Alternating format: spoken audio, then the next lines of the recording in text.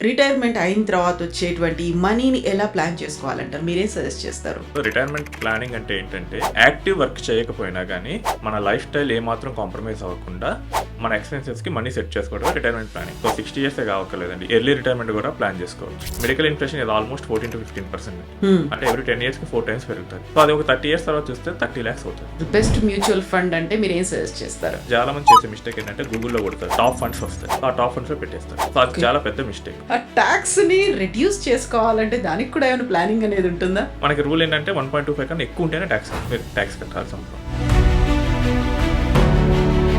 So ఈ రెండు strategies create చేయగలిగితే మనకున్న ఈ 12.5% ట్యాక్స్ని ఒక 7 to 8% రెడ్యూస్ చేయొచ్చు. అంటే రిటైర్ అయ్యే టైంకి చాలా మంది ఏంటంటే ఫిక్స్డ్ అసెట్స్లో ఉంటారు. రియల్ ఎస్టేట్ కానీ ల్యాండ్స్ కానీ అసెట్స్ అనేవి ఉంటాయి కానీ ఇన్కమ్ రాదు. అందులో క్యాష్ రాకుండా ఎంత ఆస్తి ఉన్నా కానీ ఈ రోజుల్లో అయితే అది వర్కౌట్ అవ్వదు. లవ్ని మనం ఈఎంఐలో కొనుక్కోవాలి. ఇంకా నమస్తే, నేను Kavitha. Welcome to I dream.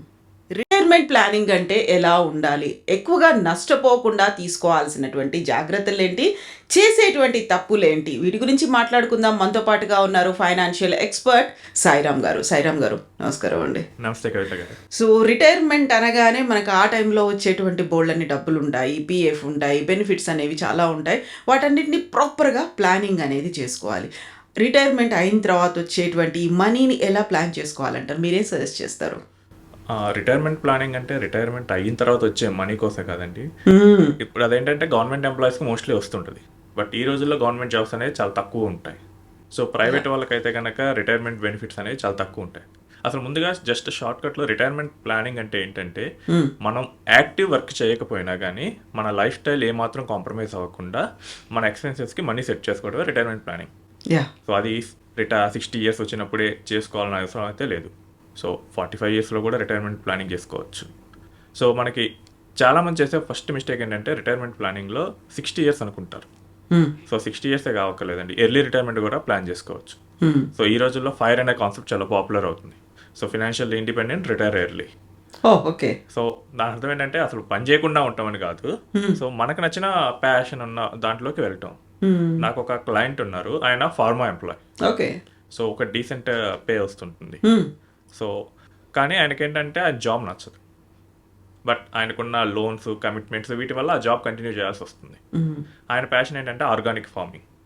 So అక్కడ ఆయన కనుక చేస్తూ ఉంటే ఆయనకి మోర్ హ్యాపీనెస్ వస్తూ ఉంటుంది. ఇప్పుడు ఏంటంటే ప్లాన్ చేసేటప్పుడు ఒక నెక్స్ట్ 10 yearsలో మనం మొత్తం కార్పస్ కనుక సెట్ చేసుకుంటే మీరు ఈ ఫార్మాలో ఎంత సంపాదిస్తున్నారో అంత మీరు మంత్లీ తీసుకోవచ్చు. సో అప్పుడు మీకు నచ్చిన ప్యాషన్ని మీరు తీసుకోవచ్చు. సో ఇలా ప్లాన్ చేయాలి ఫస్ట్. ఇంకోటి ఏంటంటే 60 years కోసమే కాకుండా నెక్స్ట్ అసలు మనకు లైఫ్ ఎక్స్పెక్టెన్సీ ఎంత ఉంటుంది, సో దాని మీద కొట్టి కూడా ప్లాన్ చేయాల్సి వస్తుంది. సో మేజర్గా ఫస్ట్ చేసే మిస్టేక్స్ ఏంటంటే మన లైఫ్ స్టైల్ ఇన్ఫ్లేషన్కి మోస్ట్లీ మిస్ అయిపోతారు రిటైర్మెంట్ ప్లానింగ్లో. సో ఇప్పుడు ఏంటంటే ఒక 40 years పర్సన్కి జనరల్గా రిటైర్మెంట్ ప్లానింగ్ గుర్తొస్తుంది, లేదా 40 లేదా 50 yearsకి. అంటే నెక్స్ట్ 10 years అప్పుడు వాళ్ళకి అసలు జాబ్ ఉండదు, ఇంకా అప్పుడు ఇన్కమ్ ఉండదు, కాబట్టి ఎలా చేయాలని చెప్పేసి. బట్ మోస్ట్లీ చేసే మిస్టేక్ ఏంటంటే ఈ లైఫ్ స్టైల్ పెరిగేదని మర్చిపోతారు. 10 years బ్యాక్ మనం ఎంత స్పెండ్ చేస్తున్నాం, ఇప్పుడు ఎంత స్పెండ్ చేస్తున్నాం, ఆ తర్వాత 10 yearsకి ఎలా ఉంటుంది. సో దీని అయితే మనం చూసుకోవాలి. అండ్ మెడికల్ ఇన్ఫ్లేషన్ని మర్చిపోతారు. సో మెడికల్ ఇన్ఫ్లేషన్ మర్చిపోతే కనుక మన రిటైర్మెంట్ కార్పస్ అనేది అసలు కంప్లీట్గా డ్యామేజ్ అవుతుంది. ఈ ఇన్ఫ్లేషన్ గురించి చెప్తాంటే లైఫ్ స్టైల్ ఇన్ఫ్లేషన్ ఏంటంటే ఒక 10 years బ్యాక్ మనం ఒక నార్మల్ చిన్న కార్లో ఉన్నాం, ఇప్పుడు కొంచెం హై లెవెల్ కార్కి వెళ్తాం. సో ఇప్పుడు ఏంటంటే మన రిటైర్మెంట్ ప్లానింగ్లో కనుక మనం దీన్ని కనుక మిస్ చేస్తే ఏమైందంటే మనం ఇక తక్కువ కాంప్రమైజ్ అవ్వాల్సి వస్తుంది. ఇంకోటి ఏంటంటే మెడికల్ కాస్ట్. ఇప్పుడు ఈ రోజుల్లో ఒక కెట్రాక్ట్ సర్జరీ ఒక 1 lakh rupees ఉంటుంది. మెడికల్ ఇన్ఫ్లేషన్ ఇది ఆల్మోస్ట్ 14 to 15%, అంటే ఎవ్రీ 10 yearsకి 4 times పెరుగుతుంది.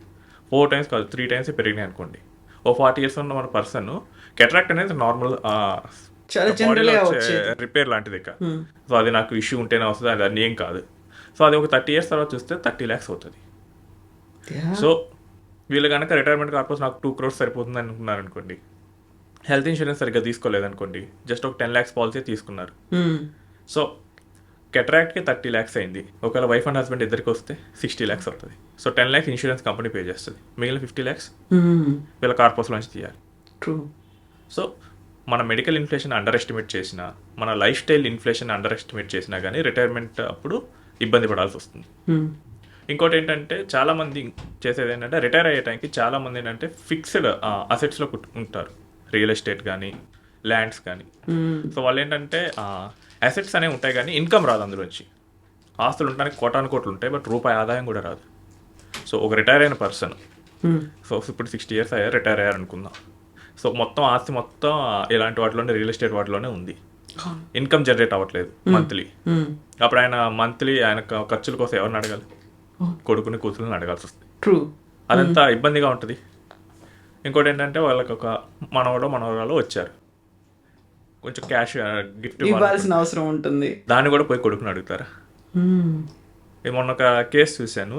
సో ఆయనకు ఉండటానికి దాదాపు 8 crores అసెట్స్ ఉన్నాయి, బట్ మొత్తం రియల్ ఎస్టేట్లోనే పెట్టాడు. ఫిక్స్ చేసి పెట్టేశారు. ఇంకా స్థలాలు 10 ఎకరాలు ఉన్నాయి, కొన్ని ప్లాట్స్ ఉన్నాయి, ఓన్ హౌస్. నాకేంటి దర్జాగా ఉండొచ్చు అనుకున్నాడు. ఒక 2 years పెరిగిన తర్వాత వాళ్ళ గ్రాండ్ చిల్డ్రన్ వచ్చారు. బర్త్డేకి డ్రెస్ కొని పెట్టాలంటే 5,000 ఆయన దగ్గర లేవు. అది కూడా వాళ్ళ కొడుకున్నాడు, అది వాళ్ళ కోడలు చూసింది. కూతురుకు వాళ్ళకి ఎందుకు ఇస్తున్నారు? కొని ఇవ్వడానికి కూడా డబ్బులు లేకుండా. సో వాళ్ళు ఫీల్ అయ్యి నా దగ్గరకు వచ్చారు, నేను ఇలా మేనేజ్ చేసుకోవాలనుకుంటున్నాం అని చెప్పేసి. సో మనకేంటంటే రిటైర్ అయ్యే టైంకి అట్లీస్ట్ ఒక 20% అయినా కానీ క్యాష్ జనరేట్ చేసే వాటిలో పెట్టాలి. ఒక సెకండ్ హౌస్ ఉంది, రెంట్ వస్తుంది, ఎవరు అడిగారు కదా, మనకి రెంట్ వస్తుంది కాబట్టి మనకి డైలీ నీడ్స్ సరిపోతాయి. లేదా ఒక ఎఫ్డీ చేసి దాని నుంచి మంత్లీ ఇన్కమ్ తీసుకోండి. మ్యూచువల్ ఫండ్లో SWP పెట్టండి. సో దట్ మీకు మంత్లీ క్యాష్ అనేది రావాలి. క్యాష్ రాకుండా ఎంత ఆస్తున్నా కానీ ఈ రోజుల్లో అయితే అది వర్కౌట్ అవ్వదు. ఎందుకంటే ఈవెన్ ఈరోజు పిల్లలకు కూడా నువ్వేమిస్తావు వస్తే అదే చూస్తారు. లవ్ని మనం ఈఎంఐలో కొనుక్కోవాలి ఇక్కడ. సో ఇప్పుడున్న కమర్షియల్ డేస్లోనే ఉన్నాం. సో వస్తే ఏమిస్తారు, ఆ తాత ఏమి వస్తే గిఫ్ట్లు ఇస్తారు, కొని పెడతారంటే అలా ఉంటేనే పిల్లలు వస్తున్నారు. సో మనం కూడా దానికి ట్రెండ్ తగ్గట్టు చేంజ్ అవ్వాలి. సో రిటైర్మెంట్ దగ్గర పడే టైంలో మోస్ట్లీ మనం ఏం చేయాలంటే ఒక 20% అయినా కానీ మనం ఫిక్స్డ్ అసెట్స్ని మనకి ఇన్కమ్ జనరేట్ చేసే వాటిలో పెట్టుకోవాలి. మిగిలిన 80% ఫిక్స్డ్ ఉన్నా నో ప్రాబ్లం. ఇన్కమే లేకపోతే కనుక ఆ టైంలో చాలా ఇబ్బంది పడాల్సి వస్తుంది. నెక్స్ట్ వచ్చేసరికి లైఫ్ ఎక్స్పెక్టెన్సీని మిస్ అవటం. మనకి ఇండియాలో లైఫ్ ఎక్స్పెక్టెన్సీ ఎంత మేడం? Almost 60 above. కరెంట్లీ వచ్చేసరికి ఒక 72 ఉంటుంది. సో ఈ 72 years అంటే మనకి 1960sలో చూసుకుంటే 40 ఉంది. ఒక 20 years తర్వాత చూసుకుంటే సరికి 50 వరకు వచ్చింది, అంటే 1980sకి. 2000కి వచ్చేసరికి 60 వచ్చింది. 2020లో కోవిడ్ అప్పటికే 70 వచ్చింది, బట్ కోవిడ్ వల్ల కొంచెం పడి మళ్ళీ ఇప్పటికి 2025కి 72 ఉంది. సో మనకి ఈ ట్రెండ్ ఏం చేస్తుందంటే ఎవ్రీ 20 yearsకి అట్లీస్ట్ 10 years అనేది లైఫ్ ఎక్స్పెక్టెన్సీ పెరుగుతుంది. సో ఇప్పుడు 40 years పర్సన్ కనుక ప్లాన్ చేసుకునేటప్పుడు నాకు లైఫ్ ఎక్స్పెక్టెన్సీ 70 ఉంది కాబట్టి నేను నెక్స్ట్ 10 years అంటే 30 yearsకి నేను ప్లాన్ చేసుకుంటా అంటే ఆయన రిటైర్మెంట్ వచ్చేసరికి లైఫ్ ఎక్స్పెక్టెన్సీ 80 అవుతుంది. సో ఆయన లైఫ్ స్టైల్కి వచ్చేసరికి అది ఇంకా 85 కూడా అవ్వచ్చు.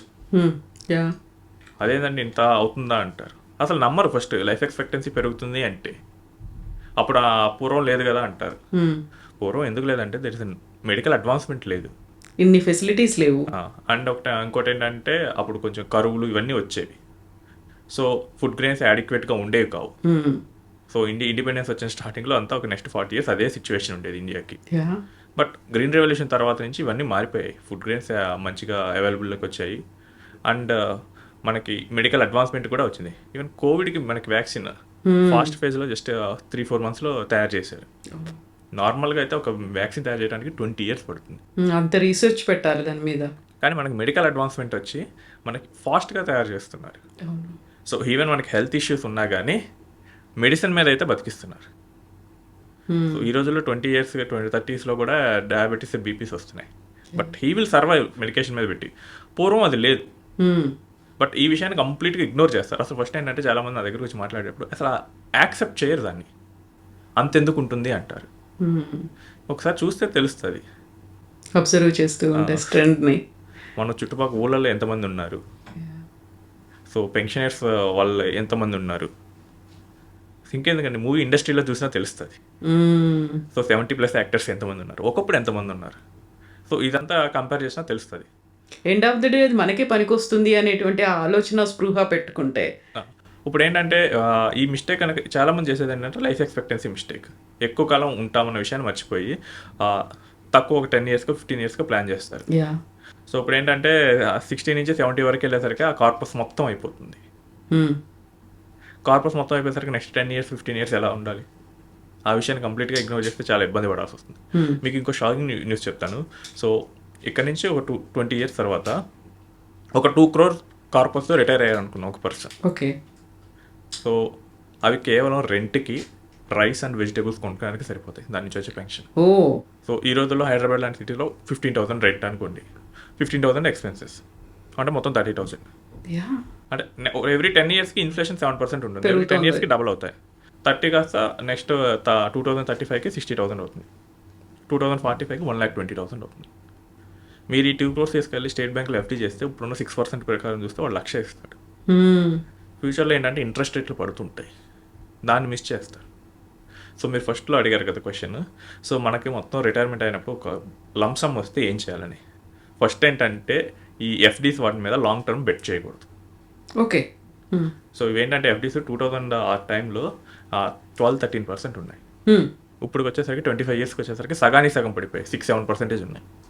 నెక్స్ట్ 25 ఇయర్స్లోకి వచ్చేసరికి 3-2 కూడా రావచ్చు. ఓకే. సో ఎఫ్డీ రేట్లు అన్నీ పడుతూ ఉంటాయి. డెవలపింగ్ ఎకానమీ ఎఫ్డీలో ఎప్పుడు ఎక్కువ రేట్లు ఇవ్వడు.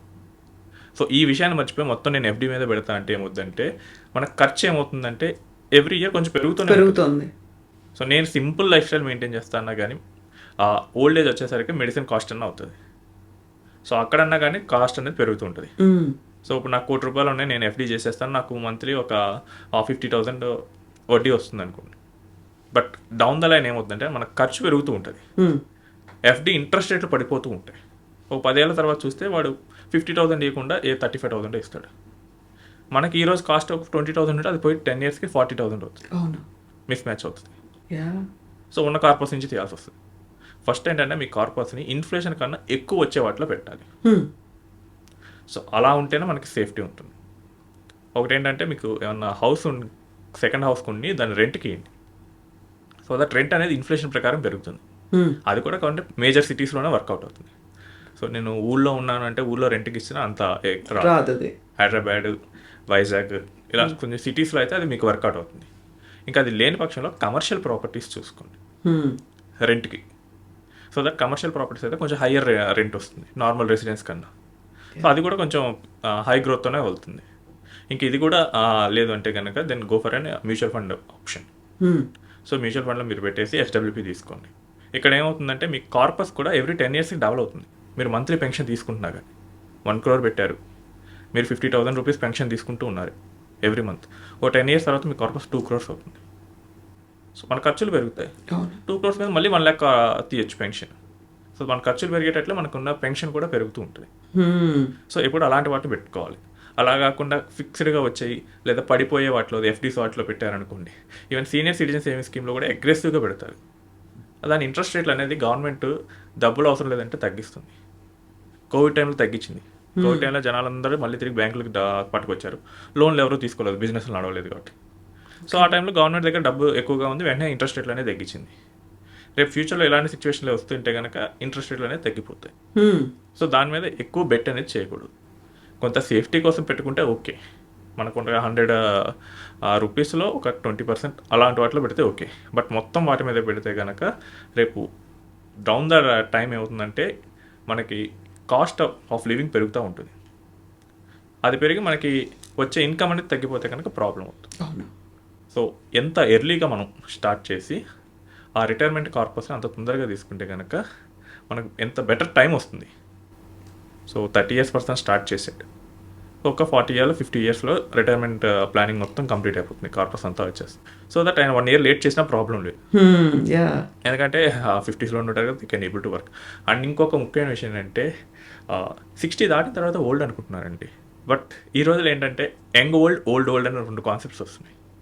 అంటే ఏంటంటే మనకి లైఫ్ ఎక్స్పెక్టెన్సీ పెరగటం, కొంచెం హెల్త్ అవేర్నెస్ పెరగటం వల్ల ఏంటంటే కొంచెం 60 తర్వాత కూడా వర్క్ చేసే వాళ్ళు చాలా మంది ఉన్నారు, చాలా యాక్టివ్గా ఉండేవాళ్ళు.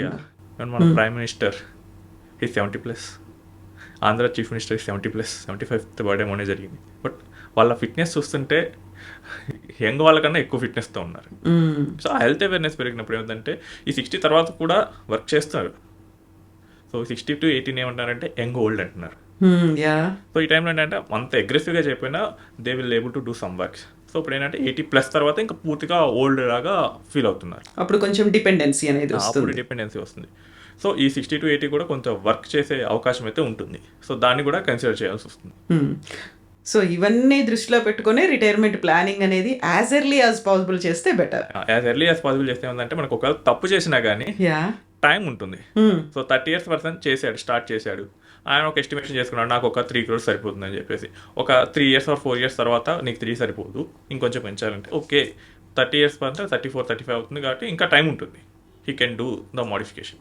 అదే 50 years పర్సన్ స్టార్ట్ చేశాడు, ఆయనకు ఒక 2 crores సెట్ అవుతుంది అనుకున్నాడు, అది 2 కాదు 3 అని తేలింది అనుకోండి, ఇంకా 5 ఏళ్ళే ఉంటుంది. 5 ఏళ్ళలో ₹1 కోటి ఇంకా ఎక్స్ట్రాగా క్రియేట్ చేయాలంటే చాలా కష్టం అవుతుంది. True true. ఇంకోటి ఏంటంటే ఆ కార్పస్ అనేది ఇన్కమ్ వచ్చేటట్లు పెట్టుకోవాల్సి వస్తుంది. సో నువ్వు ఇన్కమ్ కాకుండా ఫర్ ఎగ్జాంపుల్ నేను చూశాను కొన్ని కేసెస్లో ప్రాపర్టీ కొనేస్తారు, కొనేసి పిల్లలకి ఇచ్చేస్తారు. ఆ ఇచ్చిన కొంతకాలం బాగా సాటిస్ఫాక్షన్గా ఉంటారు, తర్వాత నుంచి డైలీ మామూలు ఇక వీళ్ళకి డబ్బులు అవసరం వస్తుంది, వీళ్ళు వాళ్ళని అడగాలి, వాళ్ళు ఇబ్బంది పడుతూ ఉంటారు అడగటానికి. అవతల ఉన్నాడేమో కొంచెం వాడి టెన్షన్లో వాడు ఉంటాడు, వాడి ఆఫీస్ వర్క్స్లో వాళ్ళు. సో ఇదంతా మిస్ మేనేజ్మెంట్ అనేది వస్తుంది. అదే మీరు మెర్లీగా చూసి కొంచెం బెటర్గా ప్లాన్ చేసుకొని మీరు ఇన్కమ్ వచ్చే వాటిలో పెట్టుకుంటే రిటైర్ అయ్యేటప్పుడు మీరు ఎవరిని అడగాల్సిన అవసరం ఉండదు, ఇబ్బంది పడకుండా ఉండొచ్చు. మనం చూస్తుంటాం పెన్షనర్స్ లైఫ్ స్టైల్. సో వాళ్ళ గవర్నమెంట్ పెన్షన్ వస్తుంది, సో వాళ్ళు ఎంత బాగా చూసుకుంటారు, వాళ్ళకి సొసైటీలో ఒక రెస్పెక్ట్ వస్తుంది. అలా కాకుండా పెన్షనర్ అవుతే వీళ్ళు అసలు జనరల్గా బయటికి కూడా రారు. వీళ్ళు ఇంకా ఖర్చు అవుతుందని చెప్పేసి బయట తిరగడం తగ్గిస్తూ ఉంటారు, ఎక్కడికైనా ఫంక్షన్లకు వెళ్ళాల్సి వస్తుంది, గిఫ్ట్ ఇవ్వాల్సి వస్తుందని అవన్నీ తగ్గిస్తూ ఉంటారు. అండ్ వీళ్ళకి కూడా ఏమన్నా హెల్త్ ఎమర్జెన్సీ అయితే ఇంట్లో వాళ్ళు స్పెండ్ చేయాల్సి వస్తుంది. సో వెల్ సెటిల్డ్ ఫ్యామిలీస్ అయితే no problem, but middle class families అయితే ప్రాబ్లం వస్తుంది. True true. సో అందుకనే మొత్తం మన రిటైర్ అయ్యే టైం కల్లా సో ఒక హెల్త్ పాలసీ అనేది కాంక్రీట్గా తీసుకోవాల్సి వస్తుంది. అది కూడా నెక్స్ట్ 20 yearsకి ఎంత మెడికల్ ఖర్చు అవుతుంది దాని ప్రకారం చూసుకోవాలి. నెక్స్ట్ ఏంటంటే ఇన్కమ్ జనరేటింగ్ ఆప్షన్స్లో పెట్టాలి, అంతేగాని వాల్యూ పెరిగే వాటిలో పెట్టకూడదు. వాల్యూ పెరిగితే నీకేం ఉపయోగం ఉండదు, అది పేపర్ మీద వాల్యూ పెరుగుతుంది, నువ్వు ఎప్పుడు అమ్మనంత వరకు నీకు అది క్యాష్గా రాదు. మనకి ఇమీడియట్ అవసరాలు అనేది తీరాలి. ఇంకోటి అంటే యాజ్ ఎర్లీ యాజ్ పాసిబుల్ మీరు స్టార్ట్ చేయాలి. సో రిటైర్మెంట్ అనేది చాలా కాంప్లికేటెడ్ థింగ్. సో మనకి ఫ్యూచర్లో చేంజెస్ చాలా వస్తూ ఉంటాయి. సో ఇది ఒక కేసు ఏంటంటే మేము ఒక పర్సన్కి ప్లాన్ చేసాం రిటైర్మెంట్ ప్లానింగ్. సో ఆయన 27 years అప్పుడే స్టార్ట్ చేసాం. Okay. He has 1 kid. So దాంతోనే ప్లాన్ చేస్తూ వచ్చాం. మన 32 అప్పుడు ఆయన జస్ట్ April first weekలోనే మళ్ళీ ప్లానింగ్ వచ్చినప్పుడు he has a 2nd kid. So ఇది ఫస్ట్ టైం ప్లానింగ్ చేసేటప్పుడు డిస్కస్ చేయలేదు. సో ఇలాంటివన్నీ మనకి ఏంటంటే ఎర్లీగా స్టార్ట్ చేసేటప్పుడు మేనేజ్ చేసుకోవడానికి కుదురుతుంది. ఇంకోటి ఏంటంటే పిల్లలకు పెళ్ళిళ్ళు రావచ్చు. కొంతమంది ఏంటంటే 60+ వాళ్ళకి తర్వాత కూడా వాళ్ళ ఏజ్ 60 తర్వాత కూడా పిల్లలకి ఇంకా డిపెండెన్సీ ఉంటుంది, వాళ్ళు మాస్టర్స్ చేయటము లేకపోతే ఇంకా జాబ్లో సెటిల్ అవ్వకపోవడం ఇలాంటివి కూడా జరుగుతుంది, వాళ్ళ పెళ్ళిళ్ళు చేయాల్సి వస్తుంది, ఆ టైంలో మనీ కావాల్సి వస్తుంది. సో ఇవన్నీ మనకి ఎర్లీగా స్టార్ట్ చేస్తే అంటే మొత్తం కాంక్రీట్గా ప్లాన్ చేసుకోవడం కుదురుతుంది. ఒక స్ట్రాటజీ, ఒక ప్లానింగ్తో ముందుకెళ్ళాలి. సో ఇప్పుడు సాయిరామ్ గారు చాలా వరకు మ్యూచువల్ ఫండ్స్లో ఇన్వెస్ట్ చేయాలి అనేటువంటి ఒక కాన్సెప్ట్ మెల్లిమెల్లిగా పెరుగుతున్నట్టుంది. అలా ఇన్వెస్ట్ చేయాలనుకున్నప్పుడు బెస్ట్ ఏంటి, అసలు బెస్ట్ మ్యూచువల్ ఫండ్ అంటే మీరు ఏం సజెస్ట్ చేస్తారు? బెస్ట్ మ్యూచువల్ ఫండ్ అంటే మన రిక్వైర్మెంట్ బట్టి ఉంటుందండి. సో నేను సేఫ్గా ఆడాలనుకుంటున్నాను, సో నాకు ఒక రకమైన మ్యూచువల్ ఫండ్ ఉంటుంది. మీరేం కొంచెం అగ్రెసివ్గా రిస్క్ తీసుకోవాలనుకుంటున్నారు, మీకు ఒక రకమైన ఉంటుంది. సో ఇవన్నీ పర్సన్ టు పర్సన్ వ్యారీ అవుతుంది, అందుకని ఇది పర్సనల్ ఫైనాన్స్ అయింది. సో అందరికీ కలిపి ఒకే సొల్యూషన్ అయితే ఉండదు. సో ఈ మ్యూచువల్ ఫండ్స్లో మనం సెలెక్ట్ చేసుకునేటప్పుడు ఫస్ట్ ఏంటంటే చాలామంది చేసే మిస్టేక్ ఏంటంటే గూగుల్లో కొడతారు, టాప్ ఫండ్స్ వస్తాయి, ఆ టాప్ ఫండ్స్లో పెట్టేస్తారు. సో అది చాలా పెద్ద మిస్టేక్. సో మీరు ఈ రోజు ఉన్న టాప్లో ఫండ్లో పెడితే ఇది ఆల్రెడీ ఈ రోజు టాప్ అయిపోయింది, అది మీకు మనీ నెక్స్ట్ 10 years తర్వాత 5 years తర్వాత కావాలి. సో నెక్స్ట్ 5 yearsలో టాప్ ఉండే ఫండ్లో పెట్టాలి, ఈరోజు టాప్లో ఉన్న ఫండ్లో పెట్టాలా? True true. సో ఈ రోజు ఉన్నది పెడితే కనుక అది నెక్స్ట్ 5 years తర్వాత టాప్లో ఉండకపోతే మనకి అనుకున్న గ్రోత్ రాకపోవచ్చు. ఇప్పుడున్న ఫ్లక్చువేషన్స్లో అది ఎప్పుడు పడిపోతుందో కూడా తెలియదు. అంటే ఫండ్స్ ఏమవుతాయి అంటే సైక్లికల్గా ఉంటాయి. సో ఇప్పుడు ఫస్ట్ వచ్చింది నెక్స్ట్ రాకపోవచ్చు.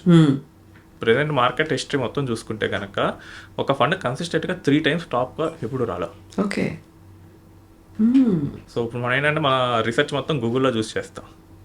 సో ఆ టైంలో ఓకే టాప్ వచ్చింది, బాగానే వచ్చింది, లాస్ట్ ఇయర్ సెకండ్ వచ్చింది, పెట్టేస్తాం. యా, ఇది ఎవడైతే 5 years ముందు దాంట్లో పెట్టాడో, 10 years ముందు దాంట్లో పెట్టాడో వాడికి వాళ్ళకి వస్తుంది. అంతేగాని నువ్వు ఇప్పుడు పెడితే ఏమవుతుంది, నెక్స్ట్ పడిపోతుంది. That has happened. మొన్న మార్కెట్ ఫ్లక్చుయేషన్స్లో మిడ్ క్యాప్లో ఫేమస్ మిడ్ క్యాప్ అని మోతీలాల్ ఫండ్, దాంట్లో చాలామంది పెట్టారు. మన మార్కెట్ ఫ్లక్చుయేషన్ అప్పుడు దాని రిస్క్ చూసుకోలేదు, అది మిడ్ క్యాప్ ఫండ్ ఎక్కువగా పడుతుంది, అది హెవీగా లాస్ అయింది. ఓకే. సో ఏంటంటే ఫస్ట్ ఏంటంటే don't invest in a top funds. కొంచెం 4th, 5th, 6th కన్సిస్టెన్సీ ఉన్న ఫండ్స్ ఏమైనా సెలెక్ట్ చేసుకోండి. కన్సిస్టెన్సీ అంటే దానికి ఒక బెంచ్ మార్క్ ఇస్తారు, ఈ ఫండ్ యావరేజ్గా ఇంత % రిటర్న్ ఇస్తుంది, ఓకే, 12% రిటర్న్ ఇస్తుంది. సో ఒక ఫిక్స్డ్ టైం తీసుకోండి, ఒక 3 yearsలో ఎంత ఇచ్చింది, 5 yearsలో ఎంత ఇచ్చింది, 7 yearsలో ఆ ఫండ్ ఎంత ఇచ్చింది, అది 12 కన్నా ఎక్కువ ఇస్తుంది అనుకోండి, అది కన్సిస్టెంట్గా ఇస్తుంది. సో దాని మీద బెట్ చేయండి. సో 12% ఎవ్రీ ఇయర్ మీకు రిటర్న్ వస్తూ ఉంటే మీ మనీ 6 yearsలో డబల్ అవుతుంది. సో బెటర్ కాంపౌండ్ అక్కడ మీకు వర్కౌట్ అవుతుంది. సో మనకి మోస్ట్లీ ఈక్విటీస్లోనే ఇంత రిటర్న్ వస్తుంది. లాంగ్ టర్మ్లో తీసుకుంటే రియల్ ఎస్టేట్లో రాదు, మనకు గవర్నమెంట్ బాండ్స్లో రావు, పోస్ట్ ఆఫీస్ స్కీమ్స్లో రావు, గోల్డ్లో కూడా అంత లాంగ్ రన్లో రాదు. ఓకే. సో ఈ లాంగ్ రన్లో మనకి 12% వస్తుందంటే ఎవ్రీ 6 yearsకి మనకి డబల్ అవుతుంది. సో కన్సిస్టెంట్గా ఉండే రిటర్న్ ఇచ్చే ఫండ్ని మీరు సెలెక్ట్ చేసుకోవాలి. ఇంకోటి ఏంటంటే మనకి ఏ కేటగిరీ ఆఫ్ ఫండ్ కావాలి. మీరు కనుక ఫస్ట్ టైమర్స్ లేదా కొంచెం ఏజ్ ఎక్కువ ఉన్న వాళ్ళు, మార్కెట్లోకి అప్పుడే ఎంటర్ అవుతున్నారు, go for and hybrid funds. మీరు ఈక్విటీని అప్పుడే ట్రై చేయదు. ఓకే. ఈక్విటీ ఏంటంటే అదొక రోలర్ కోస్టర్ రైడ్ తీసుకెళ్తుంది, మిమ్మల్ని ఒకేసారి పైకి తీసుకెళ్తుంది, అక్కడి నుంచి ఒకేసారి కింద పడేస్తుంది. అంటే మిగతా అసెట్స్ కూడా అలానే చేస్తాయి, కాదు దాంట్లో నెత్తి మీద ప్రైస్ ట్యాక్స్ ఉండవు కాబట్టి కనపడదు. యా, సో ఇప్పుడు గోల్డ్ రోలర్ కోస్టర్లో పైకి తీసుకెళ్ళింది, లక్ష దాటింది. లాస్ట్ టైం మనం పాడ్కాస్ట్ చేసినప్పుడే లక్ష వస్తుందన్నాం. సో ఈరోజు వచ్చేసింది. సో ఇంకో చూడండి, ఇంకో 6-7 yearsలో 2 lakhs కూడా అవుతుంది. సో ఆ రోలర్ కోస్టర్లో పైకి తీసుకెళ్ళినప్పుడు అంతా బాగానే ఉంటుంది, బట్ కింద పడితే మాత్రం చాలా హెవీగా ఉంటుంది. జస్ట్ మార్కెట్ మొన్న ఒక 15% పడితే కానీ చాలామంది పోర్ట్ఫోలియోస్ అన్ని రెడ్లోకి వెళ్ళిపోయాయి. సో వాలటాలిటీని తట్టుకోవాలి. సో ఎర్లీగా అంటే ఫస్ట్ కొత్తగా వచ్చే వాళ్ళు దాన్ని తట్టుకోలేకపోవచ్చు, కాబట్టి వాళ్ళు హైబ్రిడ్ ఫండ్స్ అనేవి కరెక్ట్. ఎవరైతే లాంగ్ టర్మ్ ఉంటారు, ఈ మనీ మా కిడ్స్ మ్యారేజ్ కోసం, కిడ్స్ హైయర్ ఎడ్యుకేషన్ కోసం, లేదా ఒక 10 years తర్వాత నేను ఏదైనా కొనాలనుకుంటున్నాను నా రిటైర్మెంట్ కోసం, అలాంటివి ఉన్నప్పుడు కొంచెం ఈక్విటీస్లో కూడా పెట్టవచ్చు. ఆ ఈక్విటీస్లో కూడా ఎలా పెట్టాలంటే go for flexi caps or multi caps, అలాంటి ఫండ్స్లో పెట్టి మనకి ఎక్స్పీరియన్స్ పెరిగే కొద్దీ మనం మిడ్ క్యాప్, స్మాల్ క్యాప్ ఇలాంటి రిస్కీ వాటిలోకి మనం వెళ్ళొచ్చు. లేదు నాకు అసలు ఈ చెప్పేవాళ్ళు ఎవరూ లేరనుకోండి, బ్యాంక్ అకౌంట్ అయితే ఉంటుంది కదా, సో ఆ బ్యాంక్కి వెళ్ళండి. జనరల్గా టాప్ 5 ప్రైవేట్ బ్యాంక్స్ కానీ పబ్లిక్ సెక్టర్ బ్యాంక్స్ కానీ ప్రతి వాటికైతే వాటి మ్యూచువల్ ఫండ్ కంపెనీస్ అయితే ఉన్నాయి. SBI, కోటక్, HDFC, ICICI వీటన్నిటికీ ఓన్ మ్యూచువల్ ఫండ్ కంపెనీస్ ఉన్నాయి, బ్యాంక్ ఆఫ్ బరోడా. సో మీరు వెళ్ళి మ్యూచువల్ ఫండ్లో పెట్టాలనుకున్నాను అని చెప్పండి, ఓకే, వాళ్ళు ఏదో ఒకటి పెడతారు. ఇన్ కేస్ మీకు కరెక్ట్ అడ్వైజర్ దొరికేంత కాలం వరకు మీరు టైం వేస్ట్ చేయకుండా ఉంటారు. సో చాలామంది చేసేది ఏంటంటే టైం వేస్ట్ చేస్తూ ఉంటారు. So I have seen a person 2022లో వచ్చారు, ఆయన దగ్గర ఒక 2 కోట్ల క్యాష్ ఉంది. ఓకే, ఏం చేయాలని అడిగారు. సో మొత్తం ప్లాన్ ఇచ్చాం, ఈరోజు మార్కెట్ పడేటట్లుంది, ఈ ఇయర్ మార్కెట్ పడేటట్లుంది అని చెప్పి ఆయన డెసిషన్ పోస్ట్ పోన్ చేసుకున్నాడు. నెక్స్ట్ మళ్ళీ 24లో వచ్చాడు, మళ్ళీ ఏం చేయాలని చెప్పి అడిగాడు, మార్కెట్ పడేటట్లుందని చెప్పి మళ్ళీ డెసిషన్ పోస్ట్ పోన్ చేసాడు. మళ్ళీ మొన్న వచ్చాడు, ఆల్రెడీ మార్కెట్ పడిపోయింది, ఇంకా పడుతుంది అని మళ్ళీ డిస్కషన్ చేశారు. ఈసారి ఏం చేసామంటే మార్కెట్ పడొచ్చండి, మీరు FDలో చేసేయండి ఆ 1 CR. సో మీకు ఎవ్రీ మంత్ ఇంట్రెస్ట్ వస్తుంది, దాన్ని మాత్రమే పెట్టింది. ఈయన కనుక ఆ 2 years ముందే కనుక పెట్టుంటే ఆ 1 CR ఆల్మోస్ట్ 1.5 నుంచి 2 CR వరకు అయ్యాయి. బట్ ఏంటంటే టైం వేస్ట్ చేస్తూ ఉంటారు, మార్కెట్ అది జరుగుతుంది అని. నువ్వు ఇన్వెస్ట్ చేస్తూ వెళ్తే నీకు తెలుస్తుంది. అదే మన రిస్క్ తగ్గట్టు కూడా మనకి ఇక్కడ స్ట్రాటజీస్ డిజైన్ చేసుకోవచ్చు. నేను అసలు ప్యూర్లీ నా క్యాపిటల్ సేఫ్ ఉండాలంటే ఒక FDలో లేకపోతే ఒక లిక్విడ్ ఫండ్ లేదా ఒక డెట్ ఫండ్లో పెట్టి ఆ వచ్చే ఇంట్రెస్ట్ మాత్రం మనం పెడతాం. సో మన క్యాపిటల్ ఎప్పుడు సేఫ్గా ఉంటుంది. సో ఇప్పుడు మనం మ్యూచువల్ ఫండ్స్లో పెట్టాము, బాగుంది, రిటర్న్స్ అనేవి చాలా బాగున్నాయి అనుకున్నప్పుడు అక్కడ ట్యాక్స్ కూడా పడుతుంది కదా, ఆ ట్యాక్స్ని రెడ్యూస్ చేసుకోవాలంటే దానికి కూడా ఏమైనా ప్లానింగ్ అనేది ఉంటుందా? ట్యాక్స్ ఇన్ మ్యూచువల్ ఫండ్ చెప్తానండి, 2018 వరకు మ్యూచువల్ ఫండ్స్ ఇన్కమ్ మీద ట్యాక్స్ లేదండి. Okay, 0% tax. So rich people వీళ్ళందరూ ఈ స్టాక్స్ వాటిలోనే పెట్టేవాళ్ళు. వాళ్ళు అసలు మనం ఏంటంటే శాలరీస్ ఉండవు, 20-30% ట్యాక్స్ కట్టారు. వాళ్ళకి అక్కడ క్యాపిటల్ గెయిన్స్ వచ్చాయి, అసలు ట్యాక్సే కట్టలేదు. అలాంటి అప్పటి వరకు 2018 వరకు ఏంటంటే రిచ్ పీపుల్ ఎక్కువ ఉండేవారు. బట్ అక్కడి నుంచి స్లోగా అవేర్నెస్ పెరిగి కామన్ మ్యాన్ కూడా రావటం మొదలుపెట్టి వెంటనే గవర్నమెంట్ కన్నాడబడింది. సో వీళ్ళందరూ వస్తున్నారని చెప్పి 10% ఒకేసారి 0 నుంచి 10% ప్రాఫిట్ మీద ట్యాక్స్ వేసి, ఆ 10% కూడా అప్పుడు 1 lakh కన్నా ఎక్కువ గెయిన్ ఉంటాయి ఓకే. లాంగ్ టర్మ్లో. లాంగ్ టర్మ్ అంటే ఇక్కడ మనకి ఈక్విటీ మ్యూచువల్ ఫండ్స్లో 1 year కన్నా ఎక్కువ ఉండటం. సో 1 lakh కన్నా ఎక్కువ ప్రాఫిట్ వస్తే 10% కట్టేయాలి. సో అది కూడా తట్టుకొని పెడుతూనే ఉన్నారు. లాస్ట్ బడ్జెట్లో ఏం చేశారంటే దాన్ని 12.5% చేశారు. ఓకే. అంటే మీకు కనుక ఒక 10 lakhs ప్రాఫిట్ వస్తే యూ హ్యావ్ టు పే 12.5% అంటే 1,25,000 కట్టాలి. సో ఇదేంటంటే రాను పెరగచ్చు. ఎక్కడైతే కామన్ మ్యాన్ కనుక ఎక్కువగా ఎంటర్ అవుతారో వాటన్నిటి మీద గవర్నమెంట్ ట్యాక్స్ ఇస్తుంది. అవేర్నెస్ పెరిగేసరికి అక్కడ పెరుగుతున్నారు. ఇన్కమ్ వస్తుంది, ట్యాక్స్ ఇస్తుంది. సో ఇన్కమ్ని ఈ ట్యాక్స్ని రెడ్యూస్ చేయడానికి మన ఒక 2 స్ట్రాటజీస్ మెయిన్గా వాడచ్చు. సో ఒకటేంటంటే మనకి గవర్నమెంట్ ఒక ఎగ్జామ్షన్ ఇచ్చింది. సో 1.25 lakhs కన్నా ఎక్కువ ప్రాఫిట్ వస్తే దాని మీద ట్యాక్స్ వేస్తాం. ఓకే. సో మనకి ప్రాఫిట్ ఎప్పుడైతే 1.25 lakhs వరకు వస్తుందో ఆ టోటల్ ఫండ్స్ని సెల్ చేసి మళ్ళీ సేమ్ ఫండ్ కొనండి. ఫర్ ఎగ్జాంపుల్ మీరు ఒక 10 lakhs ఇన్వెస్ట్ చేశారు, ఈ ఇయర్ ఎండ్కి 11.25 lakhs అయింది. ఇది దాటి వచ్చే ప్రాఫిట్ మీద మీరు ట్యాక్స్ కట్టాలి. ఇప్పుడు మీరు ఏం చేస్తారంటే మొత్తం అమ్మేసి మళ్ళీ కొన్నారు సేమ్. మీరు అమ్మేసినప్పుడు ఏమవుతుందంటే మీకు 1.25 lakhs ప్రాఫిట్ వచ్చింది. మనకి రూల్ ఏంటంటే 1.25 కన్నా ఎక్కువ ఉంటేనే ట్యాక్స్ కట్టాలి. మీరు ట్యాక్స్ కట్టాల్సిన అవసరం. మళ్ళీ మీరు సేమ్ అమౌంట్ ఇన్వెస్ట్ చేశారు, అప్పుడు మీకు కొత్త ఇన్వెస్టెడ్ అమౌంట్ ఏమవుతుందంటే 11.25 lakhs అవుతుంది. ఇక్కడ నుంచి మళ్ళీ 1.25 lakhs వరకు చూడాల్సి వస్తుంది. ఓకే. ఓకే. సో ప్రతి ఇయర్ 1.25 lakhs మనం యాడ్ చేసుకుంటూ వెళ్ళచ్చు. ఇంకోటి ఏంటంటే మార్కెట్ పడినప్పుడు మన వాల్యూ నెగిటివ్లో ఉంటుంది, అమ్మేసి మళ్ళీ కొనేయండి. ఇది జనరల్గా మేము ఫినాన్షియల్ ఇయర్ ఎండ్లో ప్రిఫర్ చేస్తాం. Okay. So 30, 28, 27th of March ఏం చేస్తాం అంటే ఎవరెవరు పోర్ట్ఫోలియోస్ని లాంగ్ టర్మ్ కోసం నెగిటివ్లో ఉన్నాయో అందరికీ సెల్ చేపిస్తాం, సేమ్ డే మళ్ళీ కొనిపిస్తాం. అక్కడ జరిగేది ఏం లేదు, సేమ్ అమౌంట్ని ఆ రోజే కొనేసారు, ఆ రోజు అమ్మేశారు కాబట్టి వాళ్ళకి డిఫరెన్స్ అనేది డిఫరెన్స్ ఉండదు వాల్యూలో. బట్ ట్యాక్స్ పర్స్పెక్టివ్లో ఏమవుతుందంటే ఆయన 1 lakh ఇన్వెస్ట్ చేశాడు, అది ఈరోజు 85,000 అయింది. 85,000కి అమ్మేశాడు అంటే 15,000 లాస్ వచ్చింది. ఈ లాస్ని మనం ఇన్కమ్ ట్యాక్స్లో క్యారీ ఫార్వర్డ్ చేసుకోవచ్చు. ఓకే. నెక్స్ట్ ఇయర్ ఎప్పుడైనా ప్రాఫిట్ వస్తే బ్యాలెన్స్ చేయడానికి వాడచ్చు. సో ఈ 2 స్ట్రాటజీస్ కనుక కన్సిస్టెంట్గా మనం క్రియేట్ చేయగలిగితే మనకున్న ఈ 12.5% ట్యాక్స్ని ఒక 7 to 8%కి రెడ్యూస్ చేయొచ్చు. ఓకే. ఇంకా మనకి లక్ ఇంకా ఎక్కువ వచ్చి మార్కెట్ ఎక్కువ పడితే ఇంకా తగ్గొచ్చు. So it's hard earned money. మనకి మ్యూచువల్ ఫండ్స్లో క్యాపిటల్ గెయిన్స్ చాలామంది మిస్ అవుతూ ఉంటారు. ఈవెన్ మొన్న ఒక కేసు చూసాము, ఆయన 15,000 రూపీస్ ఆల్మోస్ట్ ఒక 10 years పై నుంచి ఇన్వెస్ట్ చేశాడు, ఆల్మోస్ట్ 15 lakhs ఇన్వెస్ట్ చేశాడు. మార్కెట్ మంచి రిటర్న్ ఇచ్చిన ఆయనకు దాదాపు 1 crore వరకు వచ్చింది. సో ప్రాఫిట్ చూస్తే 85 lakhs ఉంది. ట్యాక్స్ ఈ రోజు ఉన్న కేసు ప్రకారం వేయాల్సి వస్తుంది. ఆయనకు ఒక 6 లక్షల వరకు ట్యాక్స్ వచ్చింది. ఆయన కొంచెం డైజెస్ట్ చేసుకోవడానికి కష్టంగా ఉన్నాడు. ఇంతకుముందు ఏంటంటే శాలరీలో ఎంప్లాయరే కట్ చేసేవాడు, ఆయనకు no worries. But mutual funds ఏం జరుగుతుందంటే ఎవరు కట్ చేయరు tax. At the end of the financial year returns file చేసేటప్పుడు మనమే కట్టాలి. సో ఒకేసారి 6 lakhs కట్టాలా అన్న ఫీల్డ్లోకి ఆయన వెళ్ళాడు. అది కొంచెం ఎర్లీగా ప్లాన్ చేసుకుంటూ ఉంటే కనుక 6 కాకుండా 2 or 3 అయ్యేది. ఓకే. సో ఇదంతా మనం ప్లాన్ చేసే విధానం బట్టి ఉంటుంది. సో మనం ఏదో యూట్యూబ్లో చూసాం, అక్కడ గూగుల్లో రీసెర్చ్ చేసామంటే వీటన్నిటిని చాలామంది మర్చిపోతారు. ఓన్గా చేసే వాళ్ళందరూ వీటన్నిటిని మర్చిపోతారు. కొంచెం అడ్వైజర్ దగ్గరికి వెళ్ళారు, వాళ్ళు మీరు 10 మందిని చూస్తారు కాబట్టి సో ఈ కేసుని మీరు చూడకపోయినా వేరే వాళ్ళ దగ్గర వాళ్ళు చూస్తారు. ఎగ్జాక్ట్లీ. సో ఒక అడ్వైజర్ దగ్గర కానీ ఒక చార్టెడ్ అకౌంట్ దగ్గర కానీ సర్వీస్ తీసుకొని ట్యాక్స్ రిడ్యూస్ చేయొచ్చు. సో అలాంటి టైంలోనే ఒక ఎక్స్పర్ట్ అడ్వైజ్ అనేది అవసరం ఉంటుంది కదా. అంతే కదండి, ట్యాక్స్ అనేది చాలా కాంప్లికేటెడ్ సబ్జెక్ట్. సో మనం ఓన్గా చేసి చేతులు కాల్చుకోవడం కన్నా ఎక్స్పర్ట్కి ఇస్తే బెటర్. ట్రూ. అండ్ మనం ఓన్గా చేసేదానికన్నా ఎక్కువే కడతాం.